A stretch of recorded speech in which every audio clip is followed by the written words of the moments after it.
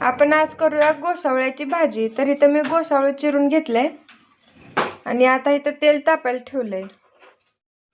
तर आता तेल तापले, जिरे मोहरी टाकून घेऊया। त्यानंतर याच्यामध्ये वाटण घालून घेऊया। आता याच्यामध्ये आपण काळं तिखट घालून घेऊया।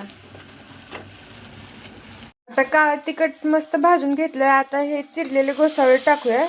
तर आता याच्यामध्ये आपण चवीनुसार मीठ घालून घेऊयात आणि याला 5 मिनिटे झाकून ठेवूयात, म्हणजे आपली गोसावळ्याची भाजी तयार। तर आता आपली गोसावळ्याची भाजी तयार आहे। तर हे तुम्ही भाकरीसोबत, चपातीसोबत किंवा भातासोबत ही खूप छान लागते। तर नक्की ट्राय करा। व्हिडिओ आवडल्यास लाईक करा। व्हिडिओ पाहिल्याबद्दल धन्यवाद।